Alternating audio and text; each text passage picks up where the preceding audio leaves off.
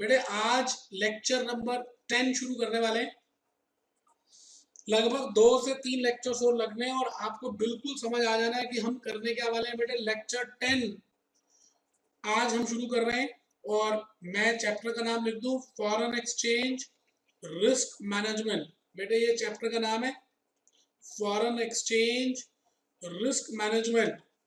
बेटे इस चैप्टर में हम आज बड़े ही इंपॉर्टेंट पहलू की तरफ बढ़ने वाले हैं। बेटे इस बात को समझ लीजिएगा।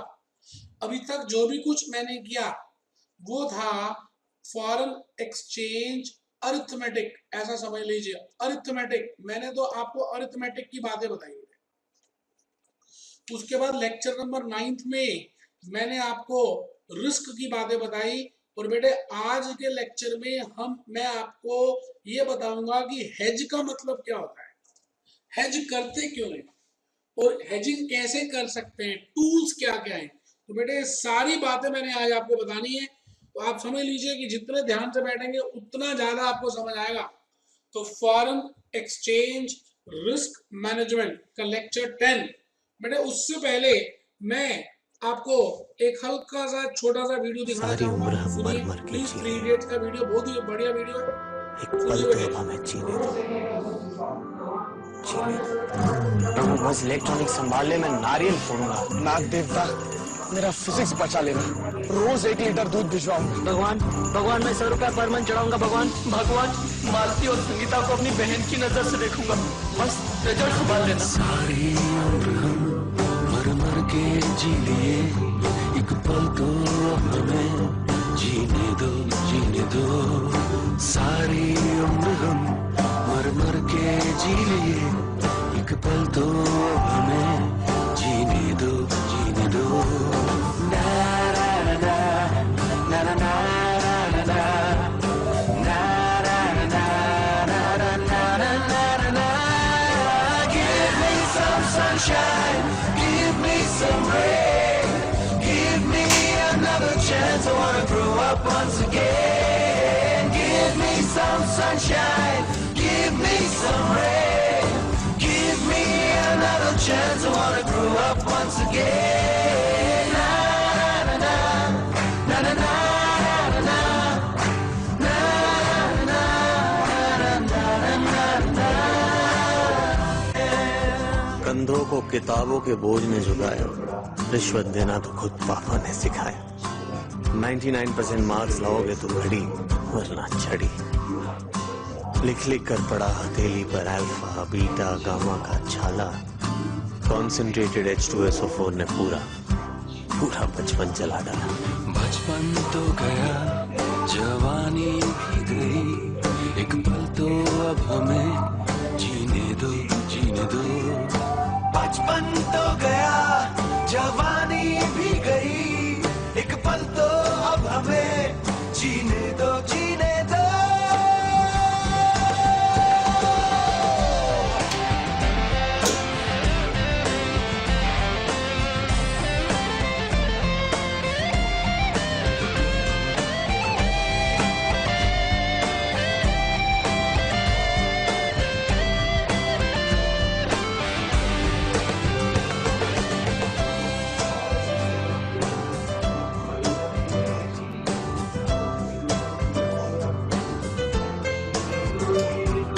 सारी उम्र हम मर मर के जी लिए, एक पल तो अब हमें जीने दो, जीने दो। ना ना ना ना ना ना ना ना ना ना ना।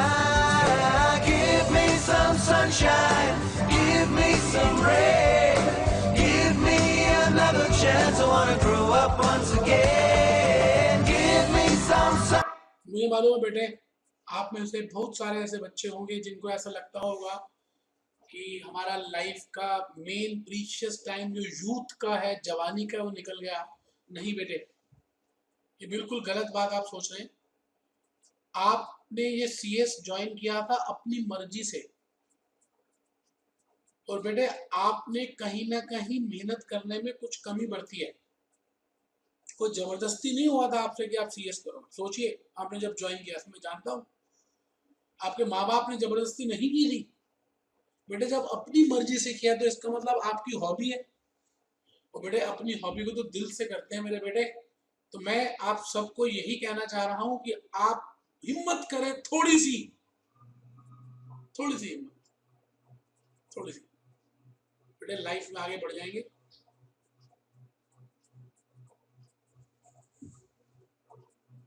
थोड़ी सी बेटे हिम्मत दिखानी है, हम आगे चलेंगे। और बेटे मैं आपके सामने आज एक बात तो जरूर कहूंगा, मैं आपके सामने एक बात जरूर बोलूंगा कि आप सभी बहुत होनहार बच्चे हैं, अच्छे बच्चे हैं, तभी तो प्रोफेशनल लेवल में आए हैं, ये तो आ ही नहीं पाते बेटे। तो इन्हीं बातों के साथ बेटे मैं आज के लेक्चर नंबर 10 में थोड़ा सा बता दूं क्या करने वाला हूं। मैं लेक्चर नंबर 10 में बेसिकली आज बेटे मैं लेक्चर नंबर 10 में आज एक तो आपको हेजिंग टूल्स के बारे में बताऊंगा। What is the meaning of hedging tools, hedging tools होते क्या हैं, हेजिंग क्यों करते हैं, अपने आप को बचाना क्यों होता है, why we want to cover ourselves, हम अपने आप को क्यों कवर करते हैं, हम अपनी इंश्योरेंस पॉलिसीज क्यों लेते हैं, हम मेडिक्लेम भी क्यों लेते हैं।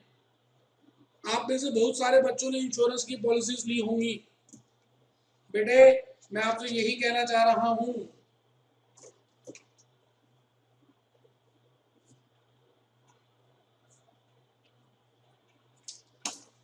आप ये सब क्यों करते हैं, ये सारी बातें अभी हम सीखेंगे। तो आज के मुख्य लेक्चर नंबर 10 पे हम हेजिंग टूल्स की बात करने वाले हैं। मैं इनकी पीपीटीज बताऊंगा क्या होती है, लेकिन मैं सबसे पहले आपको ये कहना चाहता हूँ what is the meaning of hedge, hedge होता क्या है। आप में जो कोई बच्चा बताना चाहेगा what is the meaning of hedge, क्या मीनिंग है बेटे हेज का, हेज क्या होता है, what I mean by hedge, what I mean by hedge, hedging का वैसे मतलब अगर आप देखें हिंदी अनुवाद करें, hedge का मतलब है अपने आप को कवर करना किसी नुकसान से, अपने आप को कवर करना किसी नुकसान से, इसका हिंदी अनुवाद तो यह है। हेजिंग का हिंदी अनुवाद तो बेटे यही है, अपने आप को कवर करना किसी भी नुकसान से, आपको जो लग रहा है कि आपको नुकसान हो सकता है उससे कवर करना, that something is named as hedging, उसको हम बोलते हैं हेजिंग। ठीक है जी। जैसे आप में से बहुत सारे बच्चे मुझे मालूम है कि सुबह जल्दी उठते होंगे, मॉर्निंग में जल्दी उठ जाते होंगे और वॉक में भी जरूर जाते होंगे, मैं मानता हूं कि आप ये काम जरूर करते होंगे, और नहीं करते तो बेटे करना चाहिए। रामलाल एक ऐसा बच्चा है जो सुबह 5 बजे उठ जाता है और वॉक करने के लिए जाता है। बेटे ग्रीन वेजिटेबल्स खाता है, टिंडे घिया वगैरह, जूस पीता है, बेटे आंवला खाता है, बेटे च्यवनप्राश खाता है, बेटे मैंने कहा जी फ्रूट्स खाता है। इसका मतलब वो थोड़ा सा फास्ट फूड कम खाता है, कोल्ड ड्रिंक बहुत कम पीता है, चाय कॉफी भी कम पीता है, लस्सी छाछ मक्खन घी घर की चीजें ज्यादा खाता है, और ये वाली चीजें ज्यादा खाता है, स्प्राउट्स भी ज्यादा खाता है। आप बताइए जब एक बच्चा इतनी सारी चीजें खाएगा तो वो इंटरनली स्ट्रांग होगा बेटे, बिल्कुल ठीक बात है, इंटरनली तो बड़ा ही स्ट्रांग रहेगा बेटे, स्ट्रांग रहेगा इंटरनली। अरे जब वो इंटरनली स्ट्रांग होगा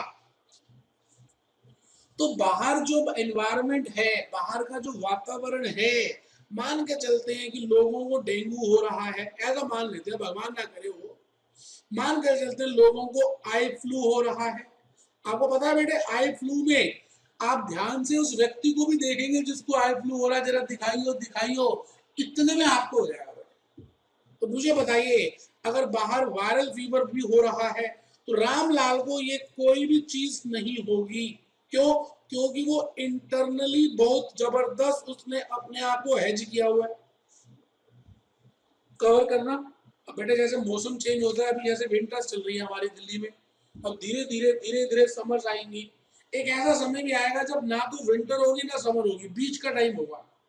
अब उस बीच के टाइम पे कुछ बच्चे तो स्वेटर उतार देंगे, आधी बाजू की टी शर्ट तक आ जाएंगे, और कुछ बच्चे उसमें भी स्वेटर पहनेंगे। तो मुझे बताइए जो बच्चे स्वेटर पहनेंगे, शॉल करके आएंगे, टोपी पहनेंगे, मफलर पहनेंगे, इसका मतलब वो अपने आप को हेज कर रहे हैं सर्दी से। बेटे सर्दी को कंट्रोल नहीं कर सकते हम सर्दी को कम या ज्यादा नहीं कर सकते, हम अपने आप को हेज तो कर सकते हैं, अपने आप को बचा तो सकते हैं। बेटे मैं कहता हूँ उसी का नाम है हेज करना। आप बताएं अगर एक मोहनलाल एक दूसरा बच्चा है, ये लेट उठता है बेटे, सूर्य उदय होने के बाद ही उठता है, सूर्य उदय होने के बाद ही उठता है, लेट उठता है मेरे बेटे। ग्रीन वेजिटेबल्स तो इसको नाम भी नहीं पता बेटे, बहुत एलर्जी है टिंडे घिया खाने से, स्प्राउट्स भी नहीं खाता। और बेटे क्या खाता है ये बेटे कोल्ड ड्रिंक्स बहुत पीता है, बहुत ज्यादा कोल्ड ड्रिंक्स पीता है, पिज्जा खाता है, बर्गर खाता है, ये सारी चीजें दबा कर खाता है मेरे बेटे। तो फिर क्या होगा, इसकी तबीयत खराब होगी, तबीयत खराब होगी तो क्या होगा, ये डॉक्टर के पास जाएगा, डॉक्टर के पास जाएगा तो फिर क्या होगा बेटे, डॉक्टर उसको दवाई देगा, दवाई ये खाएगा और ठीक हो जाएगा बेटे। एक लेकिन मोहनलाल ने किया क्या, मोहनलाल ने बाहर की एजेंसियों की मदद ली और खुद की हेजिंग कर ली। इसका मतलब हेजिंग करने के दो तरीके होते हैं, एक तो आप अंदर से हेजिंग कर सकते हैं और एक आप बाहर की एजेंसी की मदद ले सकते हैं। मुझे बताइए इंश्योरेंस आप में से कितने बच्चों ने कराई है? सीधा होकर बैठिए, ढीले होकर बैठने की जरूरत नहीं है आपको, एक लेट के पढ़ रहे हैं, लैपटॉप नीचे रखा हुआ आपने बेड के ऊपर, आप बेवकूफ हैं। मैथमेटिक्स कभी भी बेड के ऊपर नहीं पड़ी जाती, आप घर में टेबल में रखिए, ईमानदारी से बैठिए, स्ट्रेट बैठिए और एक क्लास को एक ही क्लिक में खत्म कीजिए। आपको खाली 10 क्लिक मिल रहे हैं, मैं तो कहता हूं आप एक क्लिक में खत्म कीजिए, ढीले मत पड़िए, ये समय वापस नहीं आएगा। कैलकुलेटर अपने हाथ में रखिए, मेरे पास कैलकुलेटर है, आप पता नहीं क्या ढीले ढीले बैठे रहते हैं। चलिए मुझे बताइए जी, आप सब इंश्योरेंस आप में से अगर किसी ने ली हुई है तो इंश्योरेंस क्यों लेते हैं? चाहे वो लाइफ इंश्योरेंस हो या मेडी इंश्योरेंस हो, मेडिकल इंश्योरेंस हो, बेटे आप बताइए इंश्योरेंस क्यों ली जाती है? बेटे इंश्योरेंस एक रिस्क को कवर करने के लिए लेते हैं, क्योंकि हम सबको मरना है, हम सब मर जाएंगे, हम सब मर जाएंगे। एक बच्चे ने मुंह छोटा कर लिया, हाँ बेटे मर जाएंगे, मरना तो है, भगवान कृष्ण ने कहा है, भगवान कृष्ण ने कहा है कि हम सब मर जाएंगे एक दिन। क्यों? क्योंकि आत्मा ही अमर है, शरीर तो बेटे नश्वर है, ये तो बदलता ही रहता है। तो मैं आपसे ये कहता हूं, हमारे मरने के बाद हमारे जो सगे संबंधी होंगे, जो रिश्तेदार होंगे, वो बेचारे कैसे अपना जीवन व्यतीत करेंगे, तो उनके जीवन के व्यतीत करने का जुगाड़ हम अभी कर दें, उनकी हेजिंग कर दें, क्योंकि हम ही अर्निंग मेंबर हैं। तो मैं कहता हूं हम क्या लेते हैं, लाइफ इंश्योरेंस ले लेते हैं। और लाइफ इंश्योरेंस से क्या होता है कि जो कंपनी है वो हमारे मरने के बाद या कुछ पीरियड के बाद उनको कुछ क्लेम दे देती है। तो क्लेम देने का मतलब क्या, हेज करना। अब हेज करना, आप में से बहुत सारे बच्चों ने तो इंश्योरेंस पॉलिसी ली भी नहीं हुई, तो हेज करना इज नॉट कंपल्सरी, करनी है तो करो, नहीं करनी तो मत करो, आपकी मर्जी है। लेकिन बेटे हेजिंग रिस्क को कवर करने के लिए होती है। जैसे मैंने कहा कि फॉरेन एक्सचेंज रिस्क होता है, फॉरेन एक्सचेंज रिस्क को हेज करने के लिए, कवर करने के लिए हम जनरली हेजिंग टूल्स का प्रयोग करते हैं। हेजिंग टूल्स दो प्रकार के होते हैं, अभी हम सीखेंगे। एक का नाम है इंटरनल हेजिंग टूल्स, जो मैंने रामलाल की कहानी बताई, और एक होते हैं बेटे एक्सटर्नल हेजिंग टूल्स।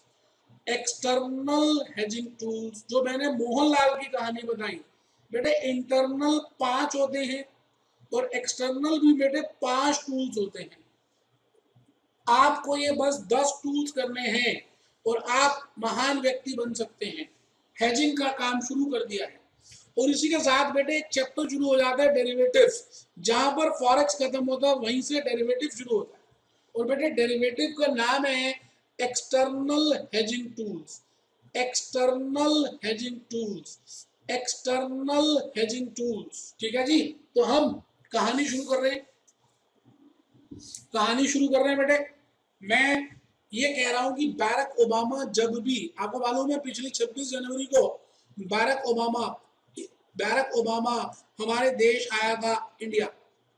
काले रंग का है बैरक ओबामा, उसकी बीवी भी काली है, उसकी बेटियां भी काली हैं बेटे, लेकिन रहता कौन से घर में है? सफेद घर, व्हाइट हाउस। और कौन से लोगों को कंट्रोल करता है? व्हाइट लोगों को। बेटे ऐसी हिम्मत होनी चाहिए। यूनाइटेड स्टेट्स ऑफ अमेरिका की हिस्ट्री में किसी काले ने गोरों के ऊपर राज नहीं किया बेटे। एक पहला व्यक्ति बैरक ओबामा, बैरक ओबामा, आपने ओबामा को देखा होगा, हमारी इंडिया में आया था मोदी जी के कहने पे, लेकिन आपको पता नहीं बेटे ओबामा जब आया था तो उसके साथ 2 उसके प्लेन्स अलग से आए थे। उसका इंजन, उसका जो इंजन था बेटे वो ऑन ही रहा था 3 दिन, क्योंकि कभी भी कोई भी हादसा हो सकता है, तो बेटे इंजन ऑन रहा था। मैं आपसे कहता हूँ उसके साथ ब्लैक कैट कमांडो जैसे कुछ आए होंगे। कहाँ से? अमेरिका से।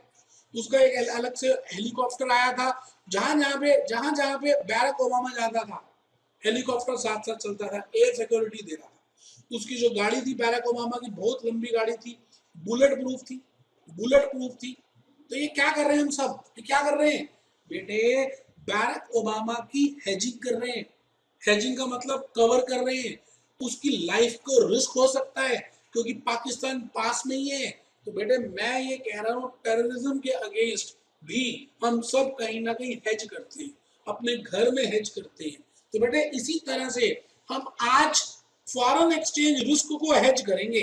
तो मैंने आज जो बताना है वो यही बताना है कि how to manage foreign exchange risk. तो मैं भूपेश आनंद, मैं चार्टर्ड अकाउंटेंट, मैं कंपनी सेक्रेटरी, मैं कॉस्ट अकाउंटेंट, आपको ये बात कहना चाहता हूं कि आप सभी एक तो ये समझ लें कि 2 तरह के हेजिंग टूल्स होते हैं। एक का नाम है इंटरनल हेजिंग टूल्स और दूसरे टूल्स का नाम है एक्सटर्नल हेजिंग टूल्स। 2 टूल्स होते हैं बेटे, इंटरनल और बेटे एक्सटर्नल।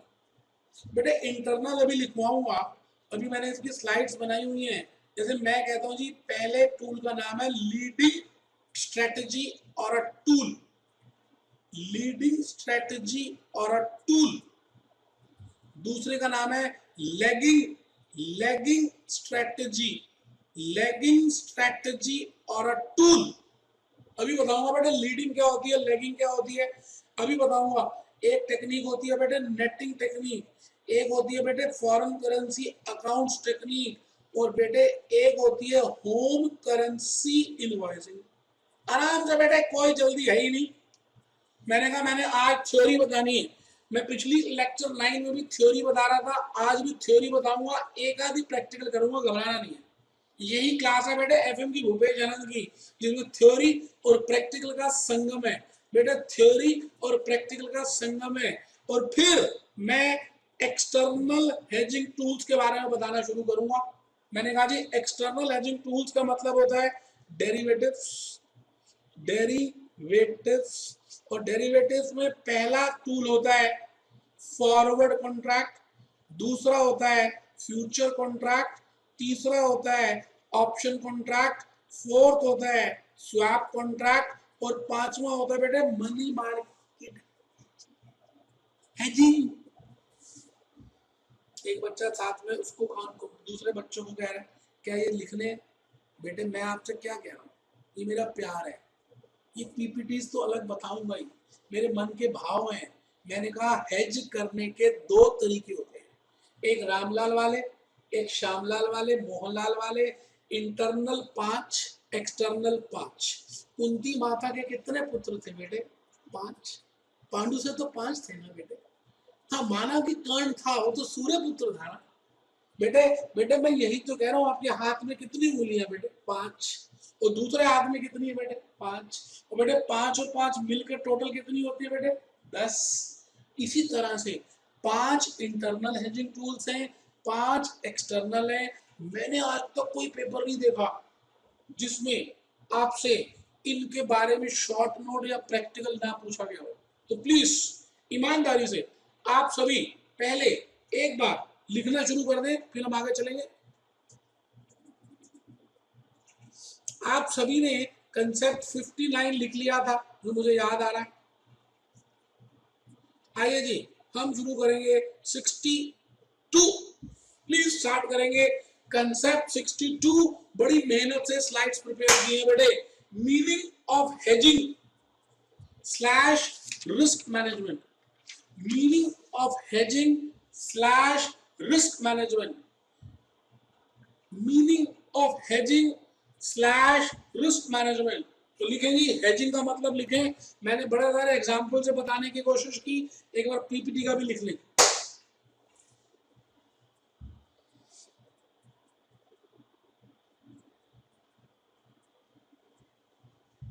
आराम से लिखे बेटे, थ्योरी में बार बार आता है। Hedging is defined as actions taken to reduce the risk और टू कवर द रिस्क।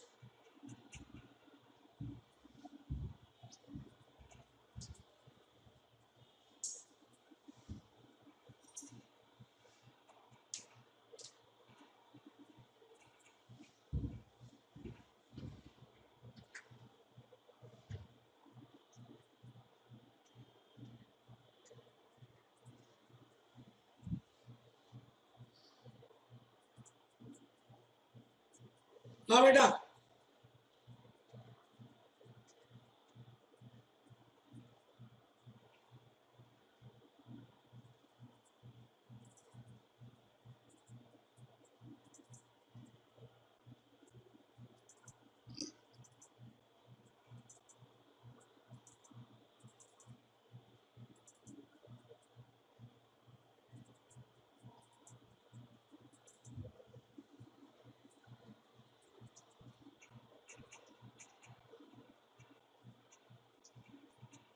लो बेटे 62 मेरी गलती हो गई बेटे, मेरे कोई बटन दब गया था। Meaning of hedging slash risk management. A point लिख लिया बेटे। B point, hedging is also defined as risk management.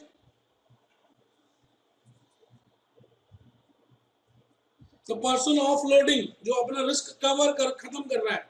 क्योंकि एक व्यक्ति के पास चिंता है।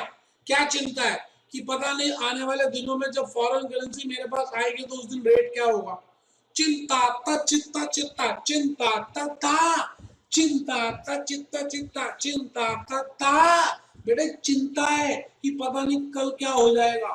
तो मैं आपसे यही कहने वाला हूँ, उस चिंता को खत्म करने के लिए हम हेजिंग करेंगे, हेजिंग करेंगे, हेजिंग करेंगे। सी लिख लिया जी। 63 सभी लिखेंगे ईमानदारी से, सभी लिखेंगे ईमानदारी से। मैं आपको फिर कह रहा हूं, जरूर लिखिएगा।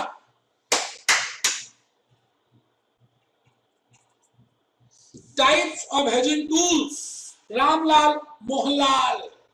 इंटरनल हेजिंग टूल्स और एक्सटर्नल हेजिंग टूल्स। लिखिए, जो लिखेगा वही पाएगा। Types of hedging tools slash techniques. Hedging tools for managing transaction risk. बेटे मैंने कहा था हम एक ही रिस्क कवर करेंगे और उसका नाम है ट्रांजैक्शन रिस्क। ट्रांसलेशन रिस्क कभी भी कवर नहीं करेंगे। तो hedging tools for managing transaction risk can be divided into 2 parts. 2 parts में डिवाइड कर सकते हैं। Internal hedging tools and external hedging tools. Internal मतलब अंदर के अपने, एंड एक्सटर्नल। 64 कंसेप्ट लिखिए। 5 टूल्स आपकी झोली में डाल रहा हूं जो सबसे इंपॉर्टेंट है। कंसेप्ट 64, इंटरनल हेजिंग टूल्स और स्ट्रेटजीज। अभी लिख लीजिए, मान लीजिए कि जर्मन लैंग्वेज आप लिखते जा रहे हैं। Leading strategy, lagging strategy, exposure netting strategy, home currency invoicing, foreign currency accounts, leading strategy, lagging strategy, exposure netting, सब लिखेंगे। Home currency invoicing, foreign currency accounts. बेटे 5 टेक्निक्स मैंने आपकी झोली में डाल दी, झोली झोली। 64 के बाद लिखिए जी, 64 के बाद हम अभी इंटरनल ही समझेंगे और फिर धीरे धीरे एक्सटर्नल समझेंगे। चलिए कोई दिक्कत नहीं, आइए मैं इसको थोड़ा मिनिमाइज कर रहा हूं और मैं कुछ पहले समझा दूं फिर चलूंगा। बेटे लो बेटे, पहली स्ट्रेटेजी है बेटे लीडिंग। लीडिंग स्ट्रेटेजी कह दे, टूल कह दे, बेटे कुछ भी कह दे। इसके ऊपर मैंने थ्योरी का क्वेश्चन बहुत बढ़िया लिखा है, क्वेश्चन 13 या 14 में से है, अभी देखेंगे। बेटे इतना बढ़िया लिखा है कि मैं जब देखता हूँ उसको तो मैं अपने आप को शाबाशी देता हूँ कि रुपेश आनंद इतना बढ़िया लिखा तूने यार, मजे आ गए बेटे। तो बेटे कई बार आपको भी तो अपने आप को शाबाशी देने का रात को मन करता होगा कि पूरा दिन इतनी मेहनत की कि खुद को शाबाशी देने का दिल करता है कि यार बहुत बढ़िया, बहुत बढ़िया। तो बेटे उन्हीं बातों के साथ मैं आपसे ये कहना चाह रहा हूं कि अभी जो हम कर रहे हैं उसका नाम है लीडिंग स्ट्रेटजी और अ टूल फॉर मैनेजिंग। लिखना नहीं है बेटे, सुन लीजिए ध्यान से देखिए। For managing foreign exchange risk, for managing foreign exchange risk. Foreign exchange risk को मैनेज करने के लिए मैं कहता हूं ये एक इंडियन कंपनी है, ठीक है।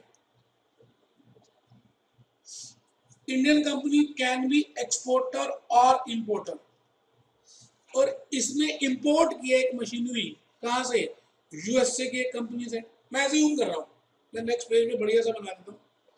एक है इंडियन कंपनी और एक है यूएसए की कंपनी। इंडियन कंपनी ने यूएसए की कंपनी से एक मशीन इंपोर्ट की है, मशीन को इंपोर्ट किया है, और इंडियन कंपनी हैज टू पे 1 लाख अमेरिकन डॉलर्स। अभी नहीं देने, 3 महीने के बाद देने। अब इंडियन कंपनी का जो फाइनेंस मैनेजर है इसका रंग पीला पड़ चुका है, इसकी बीवी परेशान हो चुकी है कि ये इनका रंग पीला पड़ता जा रहा है, ये कुछ खाते इनको लगता नहीं है। कई बार ये केमिस्ट की शॉप में अपने पति को ले गई, केमिस्ट वाले कहते हैं इनको सिंकारा का शरबत पिलाइए, वो टॉनिक पिलाइए, तब जाकर ठीक होंगे। असली में उसकी बीवी को ये नहीं पता कि इस व्यक्ति को फॉरेन एक्सचेंज का रिस्क सताता है, दिन रात सताता है, दिल हूहू करता है, घबराता है। किसका? इसी फाइनेंस मैनेजर का। क्यों?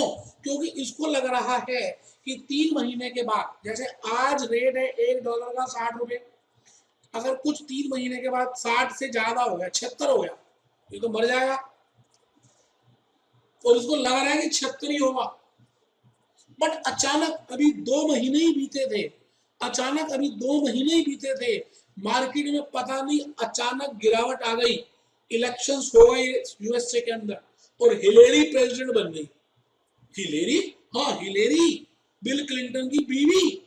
अचानक $1 का रेट 56 रुपए हो गया, किसी भी कारणवश, हमने उस कारणों में नहीं जाना। तो बेटे ये जो फाइनेंस मैनेजर है जिसका मुंह पीला ही पड़ा रहता है, वो क्या करेगा, वो क्या करेगा, दूसरे महीने ही पेमेंट कर देगा। वो 3 महीने की इंतजार नहीं करेगा, क्योंकि पेमेंट तो 1 महीने 3 महीने के बाद देनी है, अभी तो 2 ही महीने हुए। तो बेटे वो क्या करेगा, लीडिंग पेमेंट कर देगा, लीड कर देगा पेमेंट। वैसे लीड का मतलब होता है जल्दी, लैग का मतलब होता है देरी से। तो बेटे वो व्यक्ति क्या करेगा, लीड कर देगा पेमेंट को, लीड कर देगा बेटे पेमेंट को, पेमेंट को लीड कर देगा, लीड कर देगा। तो मैं आपसे यही कहने जा रहा हूं कि लीडिंग स्ट्रेटेजी का मतलब है कि ड्यू डेट से पहले ही दे देना। Payment prior to due date, due date से पहले ही पेमेंट करना, उसको बोलते हैं बेटे लीडिंग स्ट्रेटेजी। तो बेटे आप ये बताओ, जब इस पार्टी को हम 3 महीने की जगह 2 महीने में पेमेंट देंगे तो इसको तो कोई प्रॉब्लम ही नहीं है, ये तो खुशी होगा, पैसे जल्दी मिल गए और हमारे को भी फायदा हो गया क्योंकि हम सस्ते में निपट गए। मान के चलिए इसको ऑपोजिट मैं आपसे पूछूं कि मुझे 3 महीने के बाद पेमेंट देनी है $1,00,000। जैसे ही 3 महीने पूरे हुए, मार्केट एकदम गर्म हो गई, किसी कारणवश गर्म हो गई। गर्म का मतलब क्या, $1 का रेट 70 रुपए पहुंच गया। तो बताओ, सिर मुंडाया, ओले पड़े। ओले उसी दिन पड़ रहे थे जब हमने सिर मुंडा लिया। कहावत सुनी होगी आपने। अब ये फाइनेंस मैनेजर बेचारा दुखी कि भाई मैंने 3 महीने के बाद पेमेंट करनी थी, अभी तक तो रेट कम था, अचानक 70 पहुंच गया। तो बेटे ये क्या करेगा, अपनी पार्टी को पेमेंट अभी नहीं करेगा, ये कहेगा मैं आपको कुछ दिनों के बाद दूंगा जी, मैं आपको कुछ दिनों के बाद पेमेंट करूंगा, अभी नहीं कर रहा, कुछ दिनों के बाद करेगा। हाँ, लेट करेगा, डिले करेगा पेमेंट में। क्यों? क्योंकि इसको ऐसा लग रहा है कि अभी मार्केट ठंडी होगी, कुछ दिनों में ठंडी हो जाएगी।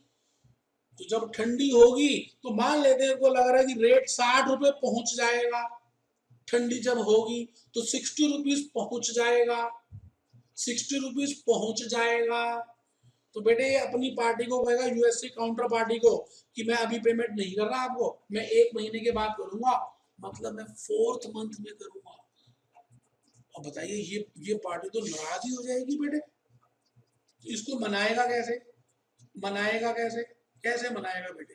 कैसे मनाएगा बेटे? वो कहेगा पार्टी ए पार्टी, तू चिंता क्यों करती है, मैं तुझे डिले होने की वजह से इंटरेस्ट दे दूंगा। तब तो वो पार्टी मानी जाएगी। तो बेटे इसको बोलते हैं लैगिंग स्ट्रेटेजी। क्या बोलते हैं बेटे? Lagging strategy. तो मैं आपसे यही तो कह रहा हूं, 2 स्ट्रेटेजी होती है, जल्दी देना लीडिंग, लेट देना लैगिंग। बेटे 2 स्ट्रेटेजीज हम पहले लिख लेते हैं, फिर और आगे समझेंगे कि मैं क्या कहना चाह रहा हूं।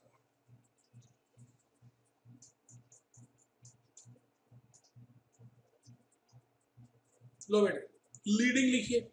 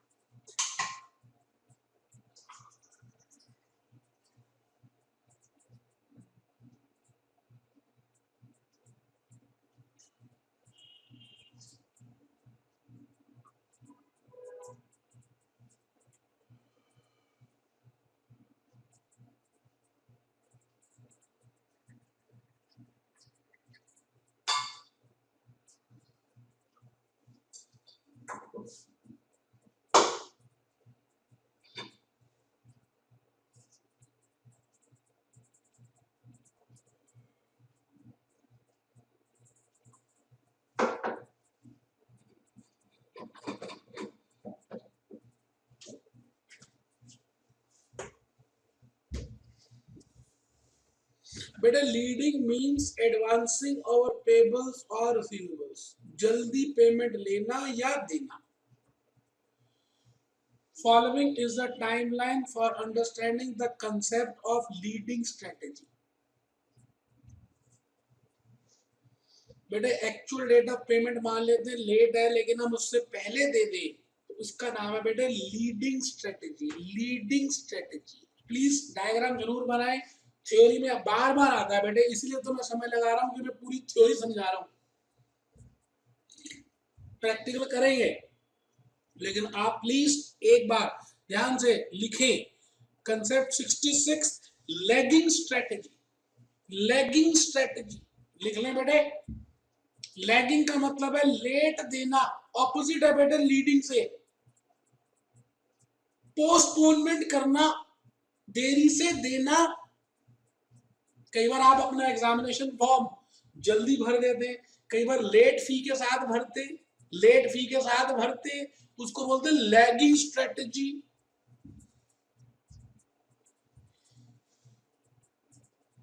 Following is the timeline for understanding the concept of lagging strategy. अब डिले पेमेंट मतलब पेमेंट की ड्यू डेट तो यहीं पे थी, लेकिन उससे लेट देना, उसको बेटे लैगिंग स्ट्रेटेजी बोलते हैं। तो ए पॉइंट लिख लिया, बी पॉइंट लिख लिया, leading strategy and lagging strategy. अब आप बताइए कि जब मैं लैगिंग स्ट्रेटेजी फॉलो करूंगा तो जिस पार्टी को मैं लेट पेमेंट दे रहा हूं उसको तकलीफ होगी, तो उसको खुश करने के लिए मैं उसको सूद दूंगा, इंटरेस्ट दूंगा। बेटे ये लो, नोट 1 जरूर लिखो, एग्जाम्पल लिखने की कोई जरूरत नहीं है, नोट 1 लिखो। While taking decisions regarding leading और lagging, opportunity cost of interest must also be considered. खाली नोट 1 तक लिखना, मैं बताऊंगा क्यों।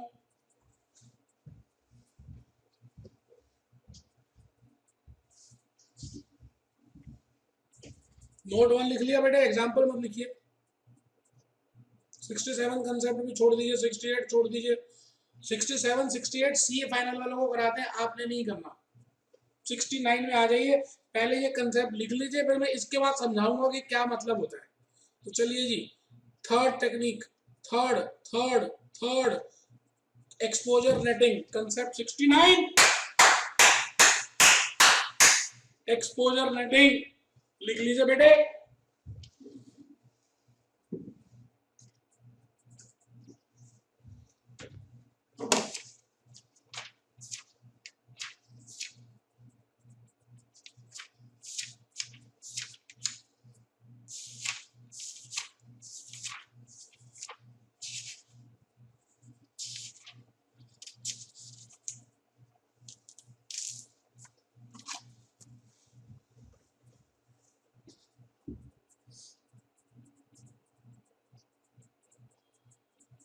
बेटे मैं जैसे ही फर्स्ट खत्म होगा, जितने भी क्वेश्चंस होंगे मैं आपको बताऊंगा कि उसमें से बड़े इंपॉर्टेंट कौन से हैं। बेटे टोटल 92 कंसेप्ट्स हैं। मान लिया कि मैंने 12-13 नहीं भी कराए, वो आपके कोर्स के लिए नहीं थे या मैंने उनको वैसे समझा दिया, बेटे 80 कंसेप्ट तो बचे। आप किसी का लेक्चर देख लीजिए, कोई कंसेप्ट वाइज बताता भी हो, कितने कंसेप्ट तो वो गायब भी कर देता है, क्वेश्चंस प्रैक्टिस तक नहीं हो पाते। बेटे क्वेश्चन ही नहीं है स्टडी टेबल में, आपके जो किताबें दे रहे हैं बाकी टीचर्स, टेबल में मतलब किताब के अंदर क्वेश्चन 20-25 हैं, मेरे एक किताब में एक टॉपिक में 100 क्वेश्चन हैं। कहां से डिफरेंस देखेंगे बेटे। एक्सपोजर रेटिंग लिखिए, ए when receivables and payables are adjusted with each other, when receivables and payables are adjusted with each other, then such process is known as exposure netting. Then such process is known as exposure netting.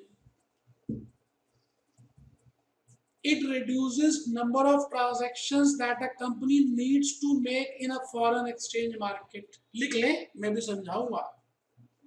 It reduces number of transactions that a company needs to make in a foreign exchange market. B और C गलती से repeat हो गए, कोई बात नहीं, नाराज क्यों होते। एग्जाम्पल लिखिए B का।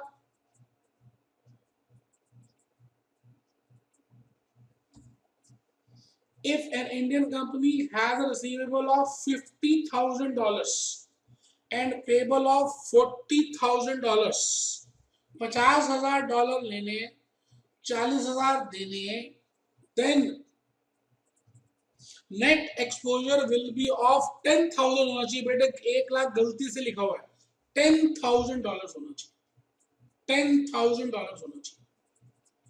50 लेने, 40 लेने हैं, तो मैं कहूंगा भैया 10 ही दे दे, कैंसिल कर कॉन्ट्रा। सी पॉइंट बड़ा इंपॉर्टेंट है, जरूर लिखेंगे, सी और डी लिखिए। बेटा लिख लिया, concept of netting is to be applied even if question is silent. अगर क्वेश्चन साइलेंट है तब भी नेटिंग का कंसेप्ट लगाएंगे। Ram has to receive after 2 months and has to pay dollars after 5 months, तो यहाँ पर नेटिंग नहीं लग सकती। इसका मतलब नेटिंग के लिए दो कंडीशंस, दो शर्तें का होना जरूरी है। जरा देखिए कि पहली शर्त क्या है। शर्त नंबर 1, receivables and payables should be with the common parties. ये तो शर्त नंबर 1 हो गई। शर्त नंबर 2, टाइम ऑफ पेमेंट और time of receipt should also be same. शर्त नंबर 1, receivables and payables should be with common parties. शर्त नंबर 2, टाइम ऑफ पेमेंट और time of receipt should be same. आराम से बैठे कंडीशन 1 कंडीशन 2 पढ़ लीजिए।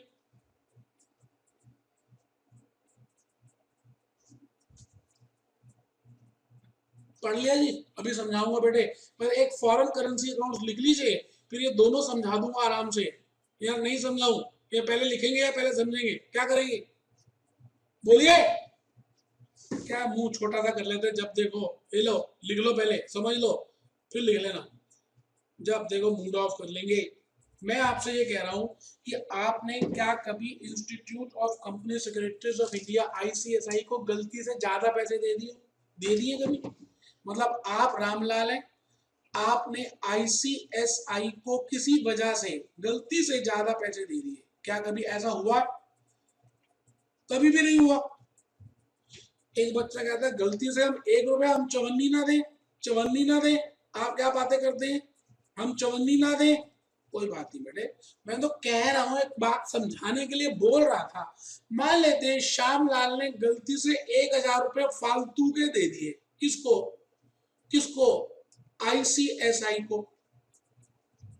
क्या लगता है institute of company secretaries of India आपको वो 1000 रुपये वापस कर देगी? नहीं बेटे। विश्वास ना हो तो एक बार ज्यादा पैसे दे के देख लेना बेटे। वो इंस्टीट्यूट क्या कहेगा कि मैं वापस नहीं करूंगा। आगे जब आपको दोबारा से पैसे देने होंगे तो आप मत देना, मैं नेटिंग कर दूंगा। या आपको जैसे भविष्य में 1200 रुपए देने, मान लो, क्योंकि आप मेंबर तो बनोगे, और जब मेंबर बनोगे तो मेंबरशिप फीस दोगे। तो आप ऐसा करना, मुझे 1200 मत देना, 200 रुपए दे देना, मैं 1000 रुपए ये एडजस्ट कर दूंगा और बैलेंस 200 रुपए मुझे दे देना।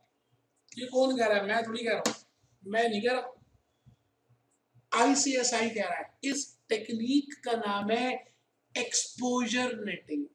कि जितना एक्सपोजर है, जैसे बेटे आप रामलाल अकाउंट बनाते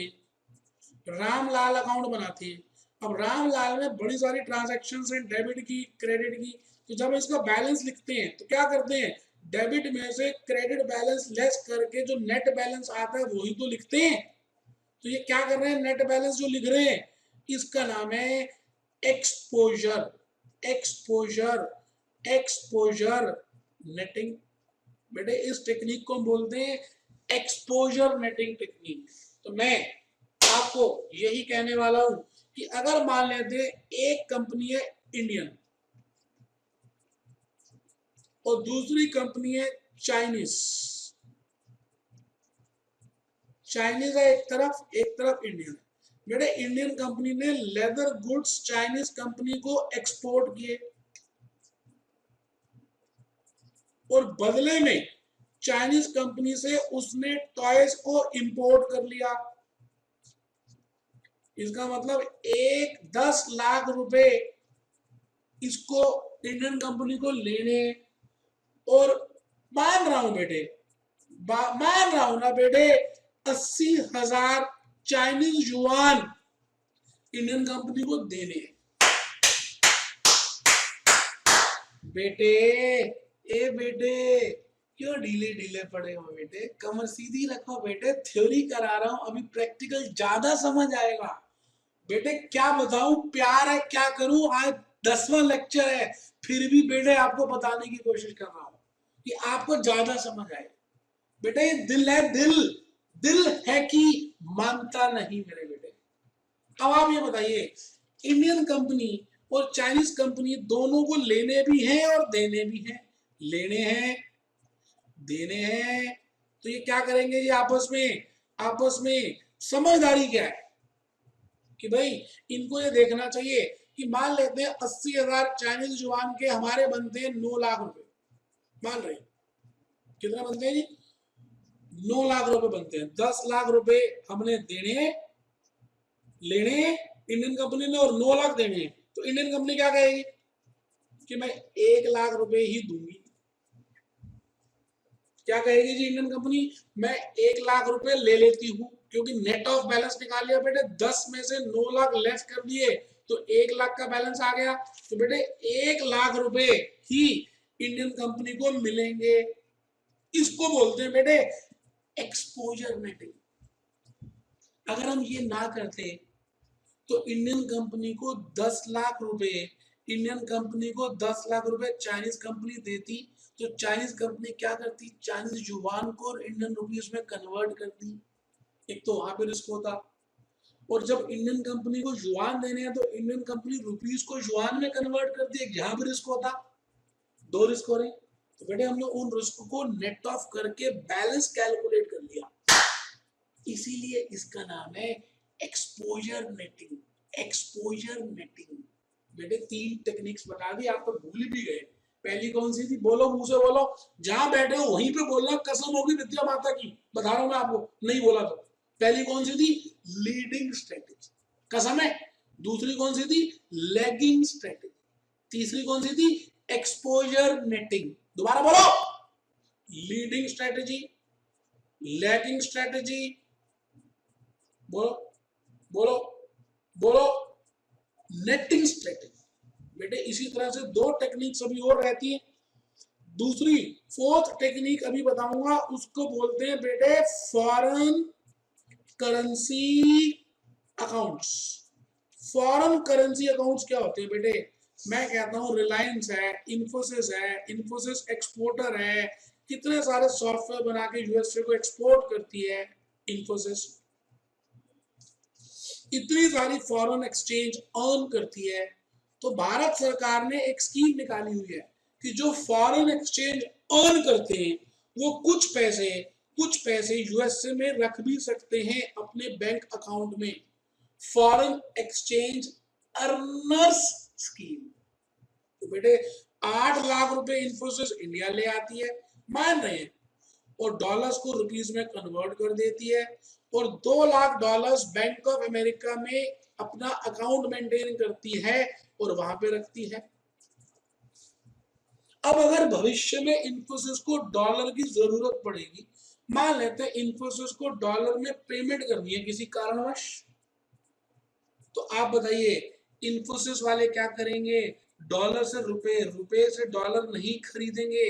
बेटे उनके पास तो 2 लाख डॉलर्स ऑलरेडी पड़े हुए हैं, वो डॉलर्स ही हैं, तो वो उसी बैंक का चेक काट देंगे। तो बेटे फिर दिक्कत ये होगी कि हमारे को कन्वर्ट करने की जरूरत ही नहीं पड़ेगी, इसीलिए इसका नाम डाल दिया गया फॉरेन करेंसी अकाउंट्स। अब बात समझ रहे हैं बेटे, चौथा स्टेप बता दिया, चौथा टूल बता दिया, फॉरेन करेंसी अकाउंट्स। बेटे अभी लिख लेंगे, लास्ट है, पहले लिखेंगे या नहीं, चलिए देख लीजिए, आप लिख लीजिए, पहले लिख ले बेटे, एक बार लिख ले, फिर मैं इकट्ठे 2 टूल्स बता दूंगा। आपने 69 भी लिख लिया था, 70 लिखे बेटे, होम करेंसी इनवॉइसिंग, और 71 है बेटे फॉरेन करेंसी अकाउंट। पर बेटे पहले 70 लिख लीजिए, home currency invoicing.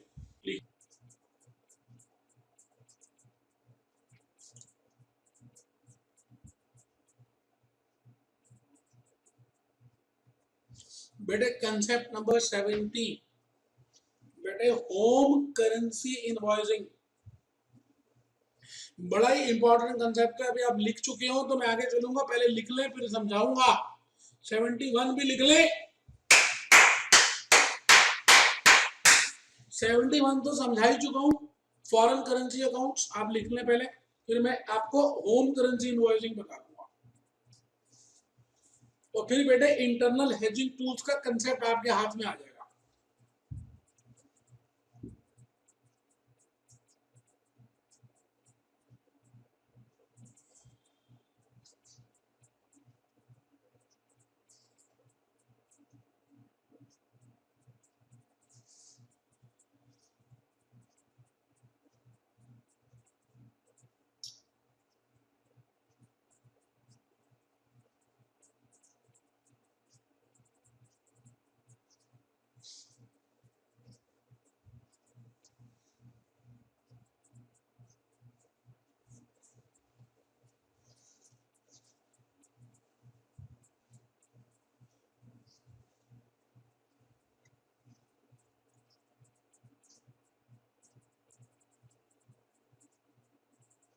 Exchange earners foreign currency account लिखा बेटे, और फिर लिखा था balance in account can be utilized for payments. ठीक है जी, बहुत ही बढ़िया लिख लिया जी। अभी मैं 72 कराऊंगा, लेकिन पहले मैं आपको एक बात बता दूं। क्या बात बतानी है बेटे? मैं आपसे ये कहना चाह रहा हूं कि आप ये बताइए, आपको मालूम है कि एक हमारे यहाँ पर भारती एयरटेल वाले हैं, भारती हैं, और दूसरे हैं बेटे, मैं अज्यूम कर रहा हूँ वॉलमार्ट, वॉलमार्ट वाले। वॉलमार्ट जो है अमेरिकन कंपनी है, और भारती इंडियन कंपनी है, और भारती टेलीकम्युनिकेशन का काम करती है, और इनकी बड़ी सारी चारों तरफ नेटवर्किंग फैली हुई है पूरी इंडिया के अंदर, भारती की। ये बात सबको पता है। तो वॉलमार्ट वालों ने इनके साथ संधि की, कोलैबोरेशन करने की कोशिश की, या कुछ भी किया, हमें क्या लेना है, जॉइंट वेंचर किया, कोलैबोरेशन की, पार्टनरशिप की, लेकिन किया। क्योंकि वॉलमार्ट को एक बात मालूम थी कि अगर मुझे इंडिया में एंटर होना है तो मुझे एक स्ट्रॉन्ग प्लेयर की जरूरत है, क्योंकि उसका अगर स्ट्रॉन्ग प्लेयर का अगर चारों तरफ नेटवर्क है तो मैं उसके सहारे पहले अपने नेटवर्क को बिछा लूंगी और फिर भले प्रॉफिट कमा लूंगी। शुरू के दिनों में, स्टार्टिंग में वॉलमार्ट कभी भी प्रॉफिट के बारे में नहीं सोचेगी। वॉलमार्ट क्या सोचेगी कि मैं भले ब्रेक इवन में काम करूं, मेरी अभी डोमिनेटिंग पोजीशन नहीं है, तो मुझे क्या करना है, भारती के साथ काम करना है और भारती की बातों को मानना है। अब भारती वाले क्या कहते हैं, वॉलमार्ट, ए वॉलमार्ट, सुनना वॉलमार्ट, सुनना वॉलमार्ट, सुनना वॉलमार्ट, वॉलमार्ट सुन, जो भी तू इनवॉइस हमारे को देगी, क्योंकि तू सामान भेजेगी इंडिया में, हमारे को इनवॉइस रेज करेगी, हमारे ऊपर बिल बनाएगी। बिल डॉलर में मत बनाइयो, बिल डॉलर में मत बनाइयो, बिल को रुपीस में बना कर दियो हमारे को, रुपीस में।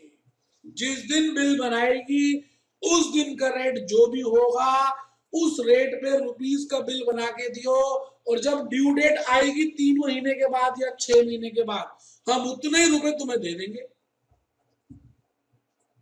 इसको बोलते हैं बेटे, भारती ने कहा कि तुम हमें होम करेंसी इनवॉइसिंग के बेसिस में इनवॉइस रेज करो। Home currency invoicing, home currency invoicing. अब आप सोच रहे होंगे कि वॉलमार्ट ऐसा क्यों करेगा? क्यों? क्योंकि रिस्क तो वॉलमार्ट के हाथ में चला गया ना, वॉलमार्ट को रुपए मिलेंगे ना, वॉलमार्ट को 3 महीने के बाद उन रुपए से डॉलर में कन्वर्ट करना पड़ेगा ना। इसका मतलब उस दिन जो 3 महीने के बाद रेट होगा उसी में कन्वर्ट करना पड़ेगा। तो वॉलमार्ट ऐसा क्यों करेगा? है कोई जवाब? करेगा बेटे, कहते हैं मरता क्या ना करता। वॉलमार्ट को पता है कि मेरी अभी डोमिनेटिंग पोजीशन इंडिया में नहीं है, मुझे अभी भारतीय की बातें माननी पड़ेगी, और मैं अज्यूम कर रहा हूं कि जो लॉ है फॉरेन एक्सचेंज का अमेरिका में, वो अलाउ कर रहा है कि आप दूसरी करेंसी में भी बिल इशू कर सकते हैं। मैं दो बातें मान रहा हूं, वॉलमार्ट का चीफ फाइनेंस ऑफिसर ये बात समझता है कि अभी हमें भारतीय की बात माननी पड़ेगी क्योंकि हमारी डोमिनेटेड पोजीशन है, और दूसरा हमारा लॉ भी ये कह रहा है कि आप कर सकते हैं। तो बेटे वॉलमार्ट ऐसा जरूर करेगा, लेकिन भारती का रिस्क कवर हो जाएगा। इस टेक्निक का नाम है होम, होम। भारती का होम क्या है? इंडिया। उसकी करेंसी क्या? INR। उसी में बिल बनाओ, उसी का नाम पड़ेगा बेटे होम करेंसी इनवॉइसिंग। तो आइए जी, मैं आपको एक कंसेप्ट नंबर 72 की तरफ लेकर चलूंगा। बड़ा इंपॉर्टेंट कंसेप्ट है और बहुत ही इंपॉर्टेंट समझ आएगा आपको। तो आइए जी, पहले 72 नंबर कंसेप्ट में आ जाए और लिखना शुरू करें।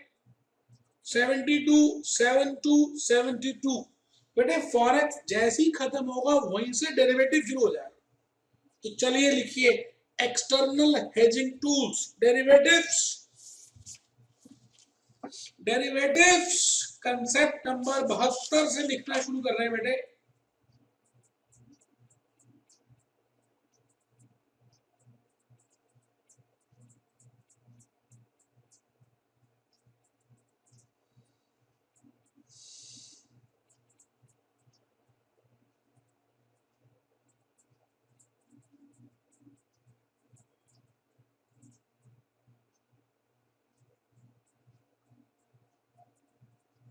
72, 73, 74 बेटे 3 कंसेप्ट ऐसे हैं जो आज हमें करने हैं। आप पहले 72, 73, 74 एक बार लिख लें, फिर मैं सब बातें समझा दूंगा। एक्सटर्नल फिर मैं पीपीटी को बंद करूंगा, खाली समझाऊंगा और एक क्वेश्चन करा के छोड़ दूंगा। तो लिखिए जी concept number 72, external hedging tools slash derivatives. External hedging tools slash derivatives. Following are different types of derivatives. बेटे मैंने फॉरवर्ड रेट एग्रीमेंट भी लिख दिया, अभी आप लिख लें, मैं बाद में समझाऊंगा।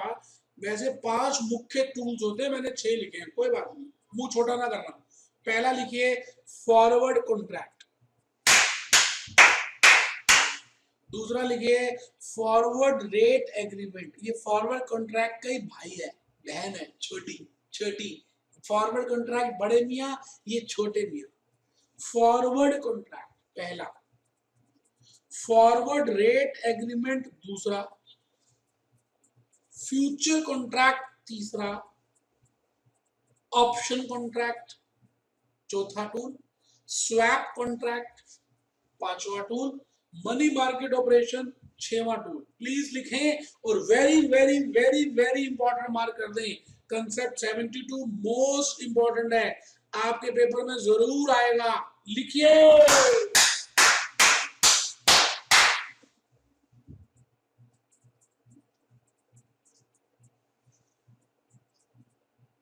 मैंने को आज की क्लास में पहला टूल कराना है, आपको 73 कंसेप्ट लिखना पड़ेगा और फिर 74 भी लिखना पड़ेगा। क्या करूं बेटे, मुझे कराना जरूरी है, नहीं तो मैं नहीं कराता।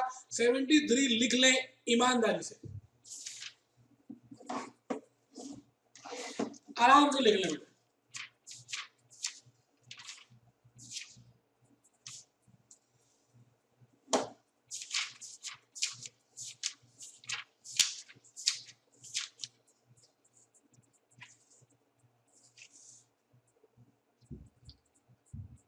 बेटे टोटल क्वेश्चंस 81 दिए, हम 59 में पहुंच चुके हैं, 20 क्वेश्चन की बात रह गई है। 2-3 लेक्चर्स में खत्म हो जाएगा बेटे, एक लेक्चर भले ज्यादा हो जाए, मैं अपनी आत्मा से आपको समझा रहा हूँ, ये दुनिया जानती है, भगवान जानते हैं और आप भी जानते हैं। मेरी बॉडी लैंग्वेज आप देख रहे होंगे कि मैं दिल से बता रहा हूँ, ऐसा नहीं कि बस बोझा उतारना है, नहीं बेटे, यही तो मैं 90 क्वेश्चंस नहीं कराता बेटे। 81 क्वेश्चंस, 92 कंसेप्ट्स तो सीबीक्यू में, अगर ज्यादा प्रैक्टिस करना चाहे तो ईपीक्यू की किताब भी है बेटे। प्यार है, आप किसी की सारी किताबें देख लो, उसमें मेरे से सीबीक्यू कंसेप्ट बेस से भी कम क्वेश्चंस होंगे, आधे से भी आधे। क्या पास होगा वो बच्चा, ये बताइए आप। तो लिखेंगे meaning and objective of forward contract. Forward foreign exchange contracts are those contracts which are entered today for buying or selling foreign currency at some future date, which are entered today, जो आज enter हुए, for buying or selling foreign currency at some future date। अभी समझाऊंगा बेटे, B point लिख लीजिए। For flow chart can be graphically shown by timeline. समय की रेखा, मैं समय हूं, मैं चलता ही रहता हूं, मैं कभी रुकता नहीं। T0 T1 date of entry of contract, date of delivery of foreign exchange, date of entry of contract, date of delivery of foreign exchange.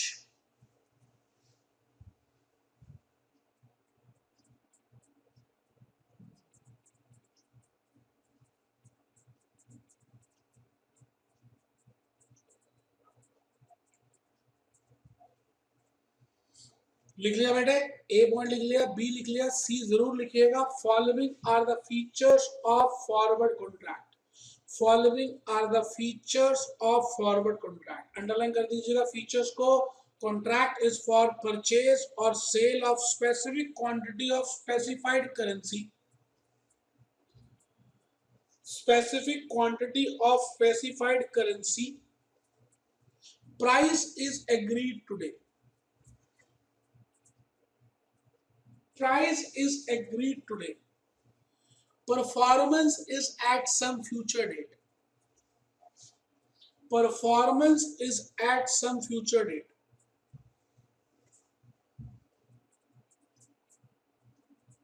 Forward contracts are entered with bank. Forward contracts are entered with bank.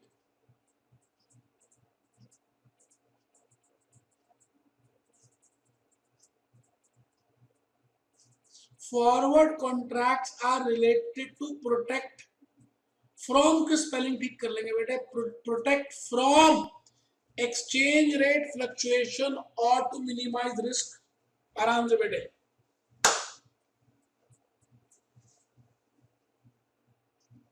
बेटे पहले बताओ following are the features लिख लिए, पहला feature लिख लिया, दूसरा लिख लिया, तीसरा लिख लिया, चौथा, पांचवा। अब बेटे लास्ट कंसेप्ट है, फिर मैं समझाना शुरू कर दूंगा। Concept number 74, viability of hedging forex risk with forward contract. Underline कर दीजिए, वायबिलिटी, वायबिलिटी, वायबिलिटी कि हमें ये करना चाहिए या नहीं करना चाहिए। A point, sometimes a forex manager has to enter or take decision whether to enter into forward contract or not. कई बार फॉरेक्स मैनेजर को ये सोचना पड़ता है कि उसको वो फॉरवर्ड कॉन्ट्रैक्ट लेना या नहीं लेना। अभी आपको नहीं पता फॉरवर्ड कॉन्ट्रैक्ट होता क्या, टेंशन मत लेना। बी पॉइंट लिखिए, entering a forward contract means a legal binding to honor the contract. Legal binding to honor the contract at a predetermined rate. Legal binding to honor the contract at a predetermined rate.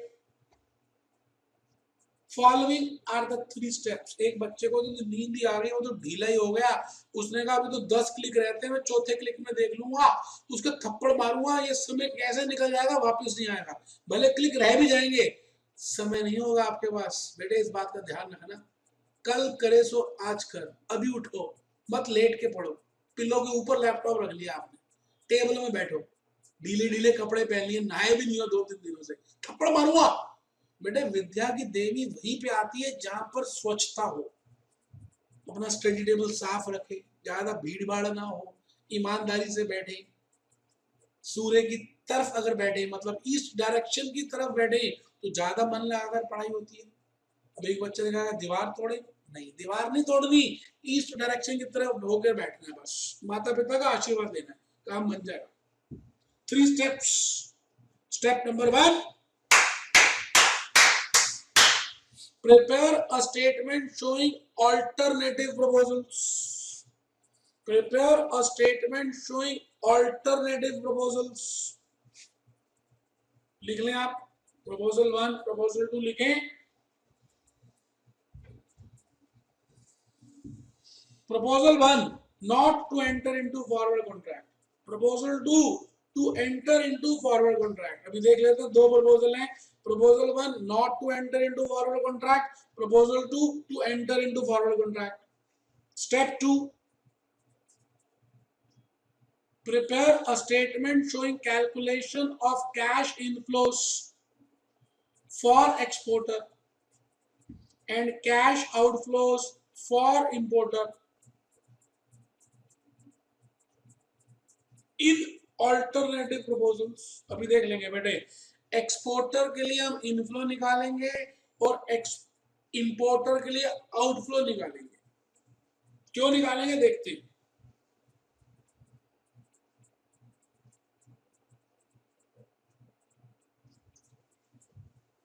Step 2 पहले पूरा complete कर लें। Particulars, cash inflows, exporter, proposal 1, proposal 2, actual spot rate on the date of conversion. वो आप लिख ले जैसे मैंने लिखा है, आप उसकी टेंशन छोड़ दें। Cash inflows exporter, cash outflows importer, actual spot rate on the date of conversion, forward rate as per contract. ठीक है जी, और नीचे लिख दिया हमने इनफ्लोस और आउटफ्लोस। लास्ट है जी बस, रिकमेंडेशन लिख दें, इसमें लिखा नहीं है, आप लिख दें, आप इसको बना लें, स्टेप 3 लिख लें।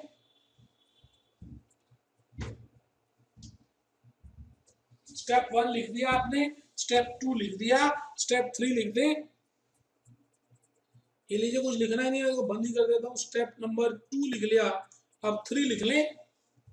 रिकमेंडेशन, प्रेम पत्र।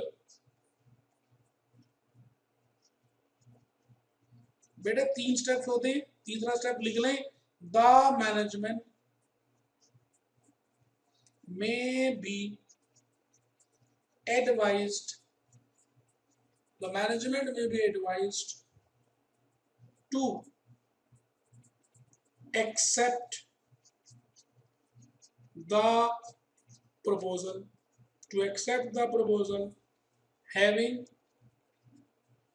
higher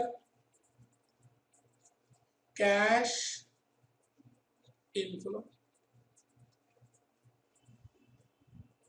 having higher cash inflow, और यहाँ ब्रैकेट में लिख लें इन केस ऑफ एक्सपोर्टर, क्योंकि एक्सपोर्टर में हम इनफ्लो देखेंगे,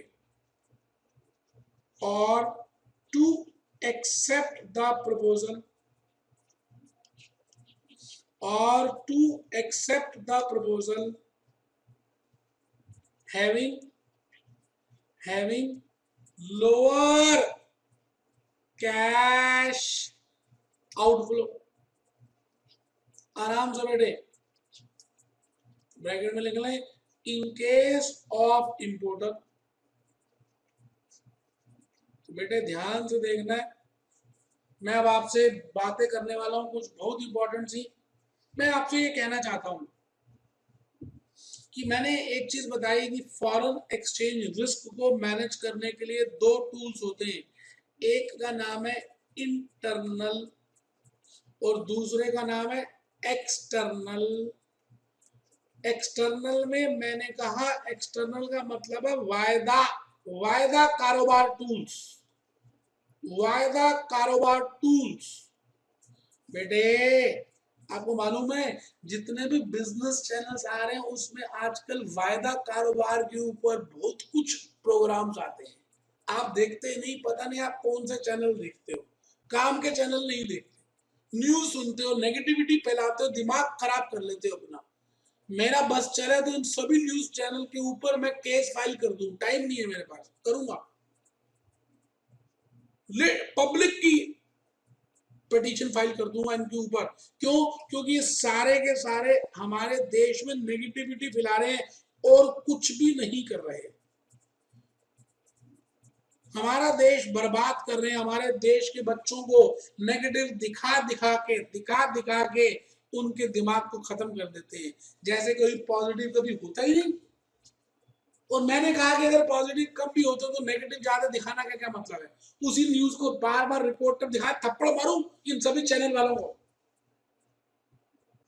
बेटे external hedging tools, external hedging tools मैंने कहा 5 होते हैं, 5 टूल्स होते हैं। इसमें पहला टूल का नाम है फॉरेन एक्सचेंज कॉन्ट्रैक्ट। ध्यान से देखिए मैंने क्या लिखा, फॉरवर्ड फॉरेन एक्सचेंज कॉन्ट्रैक्ट। ये फॉरेन एक्सचेंज जो है अंडरलाइंग एसेट है, आप कमोडिटी के ऊपर भी ले सकते हैं, आप चावल के लिए ले सकते हैं, आप गोल्ड के लिए ले सकते हैं, मैंने कहा आप ह्यूमन बींग्स का भी कॉन्ट्रैक्ट ले सकते हैं, किसी भी चीज का लीजिए, बस नाम उसका लिख दीजिए तो वही कॉन्ट्रैक्ट बन गया। इसलिए हम पहले बेसिक समझ लेते हैं, what is the meaning of forward contract. बेटे सुनना, बेटे ध्यान से, बेटे फॉरवर्ड कॉन्ट्रैक्ट जो है मैंने कहा एक वायदा है, एक वचन है बेटे, एक वचन ऐसा वचन है जो एक पार्टी 1 पार्टी 2 से लेती है या देती है। आराम से बैठो, मैं आपके सामने एग्जांपल रखता हूं। इन्फोसिस है, इन्फोसिस का नाम सबने सुना हुआ है। मैंने कहा जी इन्फोसिस एक्सपोर्टर है। इन्फोसिस इन्फोसिस इन्फोसिस के पास हर महीने $1,00,000 आने ही आने हैं, ऐसा मैं मान के चलता, मान रहा हूं, क्योंकि उन्होंने आईटी बनाया, कुछ सॉफ्टवेयर बनाए हैं, तो इनको $1,00,000 3 महीने के बाद मिलने हैं। किसको? मुझको नहीं मिल रहे, इन्फोसिस को। तो 3 महीने के बाद पता नहीं रेट क्या हो, आज रेट 50 रुपए का है, क्या पता 3 महीने के बाद 60 रुपए का हो जाए, या क्या पता 40 का भी हो सकता है। तो इन्फोसिस अपना रिस्क कवर करने के लिए HDFC से एक वचन ले लेगी, उसको बोलते हैं फॉरवर्ड कॉन्ट्रैक्ट। कौन ले लेगी? इन्फोसिस। किससे? HDFC से। ए सुन HDFC, ए सुन ना, मैं ना तेरे पास ना 3 महीने के बाद आऊंगी। कौन कह रहा है? इन्फोसिस। और ना मैं ना तुझको ना $1,00,000 ना बेच दूंगी। कौन कह रहा है? इन्फोसिस। कब कह रहा है? आज T0 में।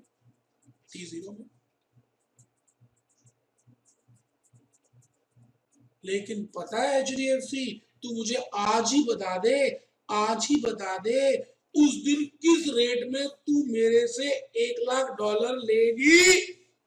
बेटे ये रेट आज ही तय हो जाएगा। किसके बीच में? इन्फोसिस के बीच में और HDFC के बीच में, बिना किसी मिडिल मैन के।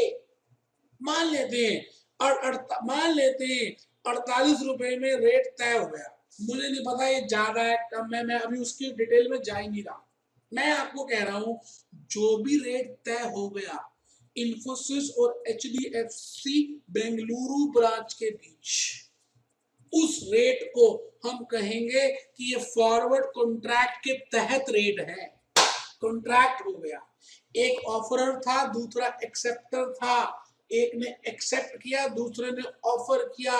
जैसे एक लड़का एक लड़की को कहता है whether you will marry me, और एक गुलाब का फूल देता है। तो लड़के ने ऑफर किया, लड़की एक्सेप्ट कर सकती है या नहीं भी कर सकती। मान लेते हैं लड़की ने एक्सेप्ट कर लिया कि ठीक है मैं तेरे साथ शादी करूंगी, और उन दोनों के बीच में रिंग सेरेमनी भी हो गई और डेट ऑफ मैरिज भी फिक्स हो गई उनके माता पिता के थ्रू। तो मैं कहूंगा दोनों ने रिंग सेरेमनी वाले दिन ऑफिशियली फॉरवर्ड कॉन्ट्रैक्ट दे दिया कि मैं आज से लड़के तो देखूंगी, लड़की कहती है, लेकिन शादी तेरे साथ ही करूंगी।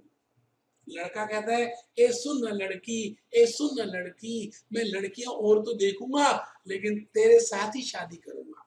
तो बेटे जब दो व्यक्तियों का, दो पार्टीज का एक स्पेसिफाइड क्वांटिटी के लिए कॉन्ट्रैक्ट हो जाता है कि हम ये चीज खरीदेंगे या ये चीज बेचेंगे इस दिन इस रेट में, उसी का तो नाम है, उसी का तो नाम है क्या मेरे बेटे? उसी का तो नाम है फॉरवर्ड कॉन्ट्रैक्ट। बेटे उसी का नाम है फॉरवर्ड कॉन्ट्रैक्ट। आप मेरी बात समझ रहे हैं ना? तो फॉरवर्ड कॉन्ट्रैक्ट मैं कहता हूं it is a OTC product, over the counter product. It is a tailor made contract. बेटे ये जरूरतों के हिसाब से बनाया जाता है। It is not a readymade contract, not a readymade. जैसे आप कभी किसी बिग बाजार में जाएं तो वहां पर हर चीज फिक्स होती है। आपको चीनी लेनी है तो पैकेट बने हुए, खुला सामान नहीं मिलेगा। 5 किलो चीनी का पैकेट है तो 5 का ही मिलेगा, 1 किलो का नहीं मिलेगा। तो बेटे फॉरवर्ड कॉन्ट्रैक्ट में आज हम रेट इज फिक्स्ड टुडे। बेटे रेट आज ही फिक्स कर देंगे, डिलीवरी आज नहीं होगी। Delivery will be on some future date. अब एक बच्चा इसको लिख रहा है, बेटे आप ऐसे लिख चुके हैं, अगर एक आध पॉइंट ज्यादा लग रहा है तो लिख सकते हैं, कोई टेंशन नहीं है, फिर भी आपकी मर्जी है बेटे। मैंने कहा जी फॉरवर्ड कॉन्ट्रैक्ट एक ऐसा कॉन्ट्रैक्ट है जो दो पार्टीज के बीच में होता है और दोनों आपस में एक दूसरे को वचन देते हैं। जैसा वचन राजा दशरथ ने अपनी वाइफ कैकेयी, कैकेयी, मेरे को स्पेलिंग हिंदी के नहीं आ रहे, कोई बात नहीं, कैकेयी माता को दिए। कैकेयी माता ने राजा दशरथ की एक युद्ध में मदद की थी और उस युद्ध की मदद की खुशी की वजह से राजा दशरथ ने कहा, एक कैकेयी सुन, मैं तुझे दो वचन देता हूं, तू जब कहेगी, जो कहेगी, जहां कहेगी, मैं वो काम करूंगा। तो बेटे राजा दशरथ ने अपनी वाइफ को दो फॉरवर्ड कॉन्ट्रैक्ट दिए और बेटे वचन दे दिए। इसी तरह से इन्फोसिस और एचडीएफसी में वचन ले लिए, एक में ले लिए, दूसरे में दे दिए कि इस रेट में फॉरेन एक्सचेंज को हम खरीदेंगे और बाय करेंगे। बेटे फिर वो वचन निभाना है। बेटा आपको मालूम है कि राजा दशरथ के जो पिताजी थे उनका क्या नाम था? रघु, राजा रघु। तो राजा दशरथ के जो बेटे थे, बेटे उनका नाम तो दुनिया ही जानती है, राजा राम। तो बेटे इनके पूरे वंश का नाम था रघुवंश। तो बेटे रघुवंश में एक प्रथा थी, प्राण जाए, प्राण जाए, प्राण जाए तो जाए, पर वचन न जाए। रघुपति रीत सदा चली आए, प्राण जाए पर फॉरवर्ड कॉन्ट्रैक्ट दिया हुआ ना जाए। तो बेटे फॉरवर्ड कॉन्ट्रैक्ट में दोनों पार्टीज आपस में बंध जाती हैं। अब जब बंध जाती हैं तो हमारे को लेने से पहले सोचना है ना कि भाई रिंग सेरेमनी से पहले सोचना चाहिए ना लड़के को और लड़की को कि हम करें या ना करें। भावुकता में ना एंटर कर ले रिंग सेरेमनी, क्योंकि एक बार ले लिया रिंग सेरेमनी तो बेटे आपने कॉन्ट्रैक्ट ले लिया, तो रिंग सेरेमनी से पहले ही सोच लेना चाहिए कि मैं अभी अभी अभी रिंग सेरेमनी करूं अपनी या ना करूं। क्योंकि अगर आपने रिंग सेरेमनी कर ली तो फिर आप बंध गए। उसके बाद अगर आपको मान लो अच्छी और लड़की दिखी और ज्यादा आपके हिसाब से और जो आप एक्सपेक्ट करते हैं वैसी दिखी, तो बेटे पुरानी वाली लड़की को फिर छोड़ नहीं सकते आप। तो या तो करो ही मत रिंग सेरेमनी और या फिर कर लो। तो आपको अब ये देखना है बेटे फॉरवर्ड कॉन्ट्रैक्ट में क्या एक सबसे बड़ा क्वेश्चन आएगा, whether whether whether forward contract should be entered or not। क्या फॉरवर्ड कॉन्ट्रैक्ट को एंटर करना चाहिए या नहीं? बेटे आज आपको डिसीजन लेनी है उस दिन की, 3 महीने के बाद की। क्योंकि अगर आज आपने उस दिन की डिसीजन ले ली तो बेटे मैं आपसे ये कह रहा हूं कि आपने जो डिसीजन उस दिन की आज ही ले ली तो आपने फॉरवर्ड कॉन्ट्रैक्ट कर लिया। और अगर आपने नहीं किया फॉरवर्ड कॉन्ट्रैक्ट तो बेटे जो उस दिन रेट चल रहा होगा, मान लेते हैं आपने कॉन्ट्रैक्ट कर लिया 48 रुपए में, तो उस दिन रेट जो भी चल रहा हो, 40 चल रहा हो, 70 चल रहा हो, आप 48 में खरीदेंगे और बेचेंगे क्योंकि आप बंध गए। और मान के चलते हैं कि अगर आप फॉरवर्ड कॉन्ट्रैक्ट नहीं करते तो उस दिन जो भी रेट चल रहा होगा, मान लेते हैं $1 का 50 रुपीज के बराबर का रेट चल रहा होगा, तो फिर बेटे उसी में लेन देन होगी, एक्चुअल रेट में ही लेन देन होगी। कहने का मतलब है अगर मैं फॉरवर्ड कॉन्ट्रैक्ट ले लेता हूं तो मैं बंध जाता हूं, फिर उसी रेट में लेन देन होगी, नहीं लेता तो फिर उस रेट में होगी जो उस दिन एक्चुअली में होगा। तो आपको अब ये सोचना है, क्योंकि अगर आपने फॉरवर्ड कॉन्ट्रैक्ट ले लिया और उसकी वजह से आप बंध गए और आपको लॉस हो गया तो बेटे आपका डायरेक्टर आपको थप्पड़ मारेगा। तो आपको डिसीजन लेनी है कि फॉरवर्ड कॉन्ट्रैक्ट लेना चाहिए या नहीं लेना चाहिए।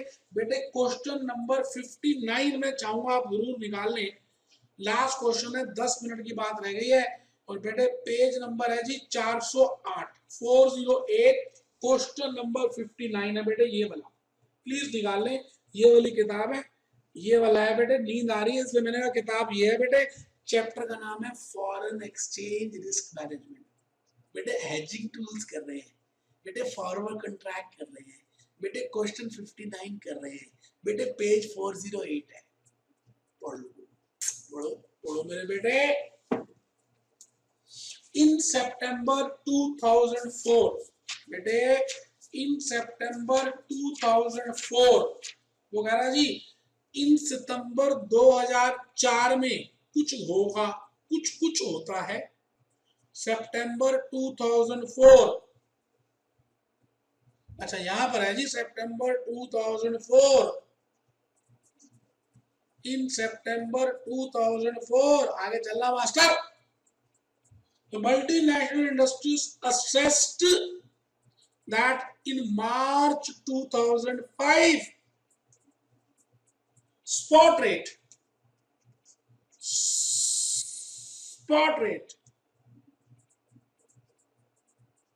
will be as follows। कौन सोच रहा है?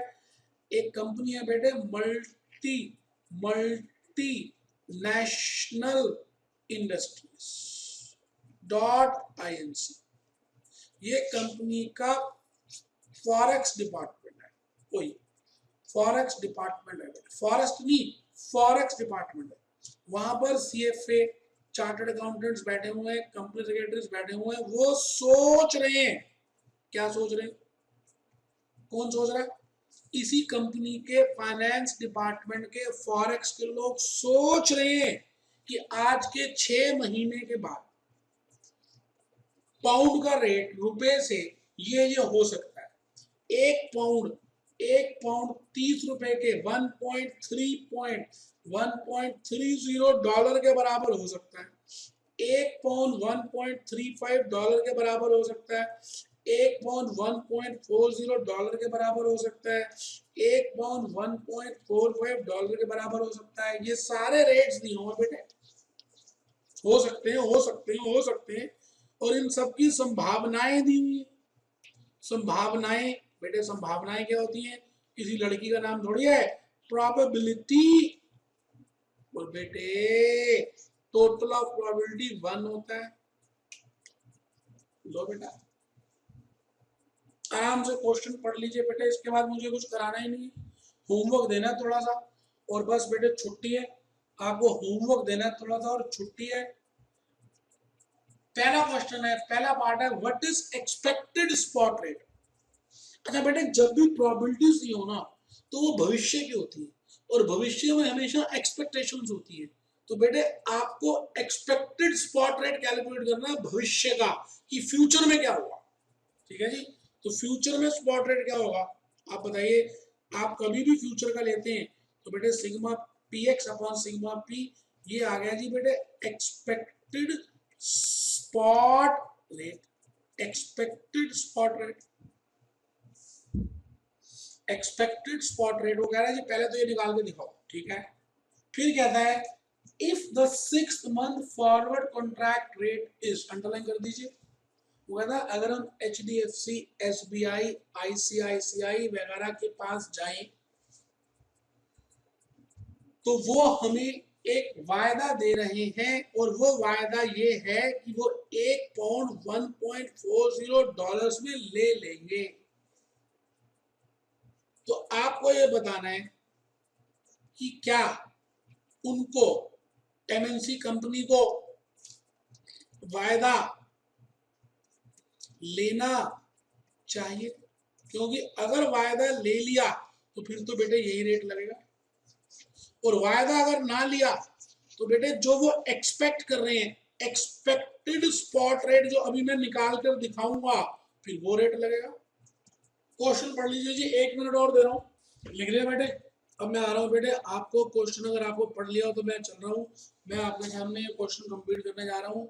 और मैं लिख रहा हूँ जी क्वेश्चन नंबर 59, और हेडिंग लिख रहा हूँ statement showing calculation of viability of viability of forward contract. मैं मतलब ये बताना चाह रहा हूं कि ये कॉन्ट्रैक्ट लेना वायबिलिटी रहेगी या नहीं रहेगी। ठीक है जी। स्टेप नंबर 1 हम बेटे क्या बनाते हैं, प्रपोजल्स बनाते हैं। तो मैं लिख रहा हूँ statement showing alternative proposals, statement showing alternative proposals. Proposal number 1, not to enter into forward contract। पहला प्रपोजल है कि हम किसी भी फॉरवर्ड कॉन्ट्रैक्ट में एंटर ही नहीं हो रहे। प्रपोजल 1। अच्छा बेटे, अगर एंटर नहीं हो रहे तो जो उस दिन रेट हम सोच रहे हैं उसी रेट में काम होगा। चलिए कोई बात नहीं, अभी प्रपोजल 1 लिख लिया। तो अब हमारे जी proposal number 2, to enter into forward contract. बेटे प्रपोजल 2 में मैं मान रहा हूं कि मैं फॉरवर्ड कॉन्ट्रैक्ट में एंटर कर रहा हूं। Step number 2, statement showing cash inflow of alternative proposals, statement showing cash inflow of alternative proposals। बेटे आपको मालूम है एक्सपोर्टर हमेशा फॉरेन एक्सचेंज को बेचेगा और उसको इनफ्लो होगी, और बेटे इनफ्लो मैक्सिमम वाली लेते हैं, और बेटे इंपोर्टर को हमेशा फॉरेन एक्सचेंज चाहिए होगी और उसकी जेब से पैसे जाएंगे जाएंगे जाएंगे। तो बेटे आपको ये जरूर चेक करना है कि वो एक्सपोर्टर है या इंपोर्टर है। बेटे देखो, मैंने सबसे पहले आपके सामने वर्किंग नोट बनाया था और ये कहा था कि ये व्यक्ति एक्सपोर्टर है, क्योंकि इनको रिसीव होने हैं। तो बेटे आराम से मैं चल रहा हूं और आपके सामने मैं यहाँ पर लिख चुका हूं क्या बेटे, प्रपोजल्स की इनफ्लोज। तो यहाँ पे लिख दिया मैंने बेटे प्रपोजल नंबर 1 और यहाँ लिख दिया बेटे प्रपोजल नंबर 2। प्रपोजल 1 और प्रपोजल 2 और यहाँ लिख दिया बेटे कैश इनफ्लोज। प्रपोजल 1 की और प्रपोजल 2 की कैश इनफ्लो लिख रहे हैं बेटे।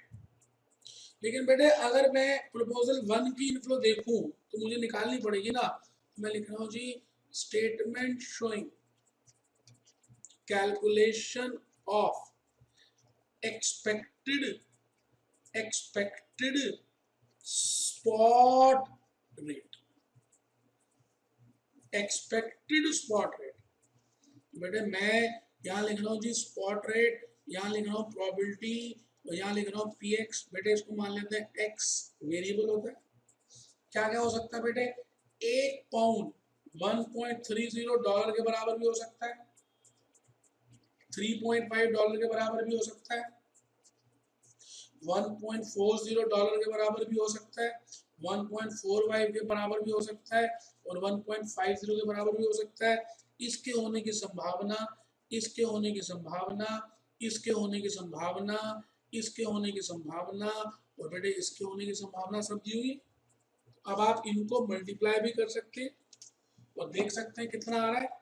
1.3 into 0.15 memory plus, 1.35 into 0.2 memory plus, 1.4 into 0.25 memory plus, 1.45 into 0.2 memory plus, 1.5 into 0.2 memory plus. बेटे मेमोरी रिकोलेक्ट 1.405। आराम से देख लीजिए, मैं जल्दी में नहीं हूं। यही आंसर है बेटे। 1 पाउंड 1.405 डॉलर के बराबर हो सकता है। ये कौन सोच रहा है? मैं नहीं सोच रहा, उसी कंपनी के फॉरेन एक्सचेंज के डिपार्टमेंट के लोग सोच रहे हैं। तो अगर मैं फॉरवर्ड कॉन्ट्रैक्ट नहीं लेता तो बेटे फिर तो आप ये बताइए इसी रेट में आदान प्रदान होगा। बोलिए बेटा। अच्छा, अब यहां पर एक चीज नहीं पता कि मुझे लेने कितने हैं, तो मैं एक अजम्पशन ले रहा हूं, आप भी ले सकते हैं। As amount to be received, as amount to be received by multinational industries INC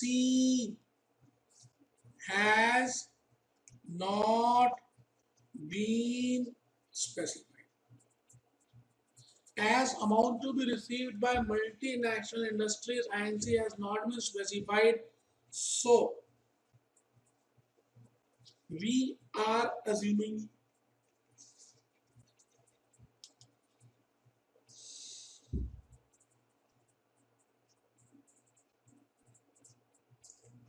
£1,00,000 will be received। तो ये बात मैंने मान ली है, क्योंकि तभी समझ आएगा $1 भी £1 भी ले सकते हैं, 10 लाख भी ले सकते हैं, कुछ लेना पड़ेगा, ले लीजिए, घबराइए मत। तो अब बताइए अगर £1,00,000 मिलने वाले होंगे तो बताइए जी कितने डॉलर आ जाएंगे? $1,40,500। बेटे इस प्रपोजल में $1,40,500 आ गए। और अगर फॉरवर्ड कॉन्ट्रैक्ट लिया है तो वायदा हो चुका है हमारा $1.40 से, तो £1,00,000 में कितने आएंगे? $1,40,000। आराम से बेटे, लगने ना पाए बेटे। हाईएस्ट कैश इनफ्लो चेक कर लीजिए, 1,40,500 है। और पहला प्रपोजल था कि आप फॉरवर्ड कॉन्ट्रैक्ट ना लें, और दूसरा था कि फॉरवर्ड कॉन्ट्रैक्ट ले लें। अब आप बताइए क्या करना चाहिए? तो मैं स्टेप नंबर 3 लिख रहा हूं, recommendation. Step number 3, recommendation. The management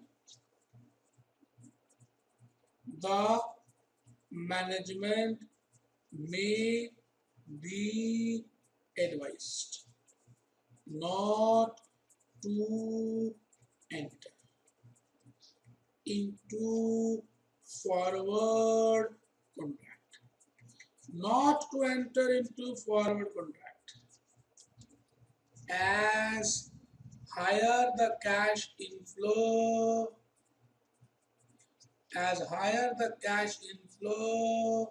better it is। लो बेटे आराम से बेटे, कोई जल्दी नहीं है। देखिए मैंने कोई जल्दबाजी नहीं की, प्यार मोहब्बत से सब बताया। अब आपको कसम होगी अगर आपने होमवर्क ना किया। मैंने आज बड़ी मेहनत से हेजिंग स्ट्रेटेजी बताई, इंटरनल बताई, एक्सटर्नल का बताई, एक तो एक्सटर्नल की भी बताई। तो होमवर्क लिखेंगे बेटे इंटरनल के और एक्सटर्नल के। एक तो मैं आपको कहता हूं कि आप क्वेश्चन नंबर 60, 61, 62 और 63, ये 4 क्वेश्चंस बेटे फॉरवर्ड कॉन्ट्रैक्ट के हैं, ये जरूर करेंगे। पहली बात बेटे 4 क्वेश्चंस फॉरवर्ड कॉन्ट्रैक्ट के हैं, जरूर करेंगे। और फिर मैंने आपको इंटरनल हेजिंग टूल्स बताने शुरू कर दिए थे। इंटरनल हेजिंग टूल्स समझा तो दिए थे, क्वेश्चन नहीं कराए ना। 53 करिए। एक क्वेश्चन कर लीजिए 53, 54, 56, 57, 58, 3 और 2 5 और 4 9। बेटे माना कि 9 क्वेश्चंस हैं, लेकिन ईमानदारी से बता रहा हूं, आपने अगर कोशिश कर डाली, भले हो या ना हो, 70% हो, 80 हो, वैसे हो जाएंगे अगर आप इस भावना से करेंगे कि हो जाएंगे, और आप सोचेंगे नहीं होंगे तो फिर नहीं होंगे। बेटे कोशिश जरूर करनी चाहिए। कहते हैं कर्म प्रधान है, कलयुग के अंदर कर्म प्रधान है। आप जो सोचते हो वो नहीं होगा जब तक आप उसके लिए एक्शन नहीं लेंगे। Actions are bigger than words. बेटे एक्शन की इंपॉर्टेंस ज्यादा है। तो मैं भूपेश आनंद आज आपको प्यार से एक बात जरूर कहूंगा, अपनों से अपनी सी बात, कि बेटे फॉरेक्स में हमने 70% तक खत्म कर दिया है। अब तो 2-3 लेक्चर्स रह गए यार, अब तो जागो। अगर नहीं किए भले बेटे दोबारा भी देख लो, जब तक नहीं करोगे तब तक फायदा नहीं होगा। जितनी बार मर्जी लेक्चर देख लो बेटे, करने हैं बेटे।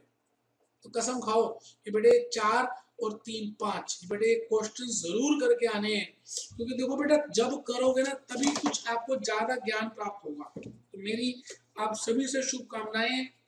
आप अगर करते हैं तो मैं नेक्स्ट क्लास में तो इनकी डाउट्स लेने ही वाला हूँ। क्या क्या डाउट्स लेने वाला हूँ मैं नेक्स्ट क्लास में लूंगा। तो आप सभी इसको एटलीस्ट करके आए। लेक्चर नंबर 11 से पहले मिलेंगे। Be happy, B jolly, B cheerful. Be happy, B jolly, B cheerful. Be happy, B jolly, B cheerful.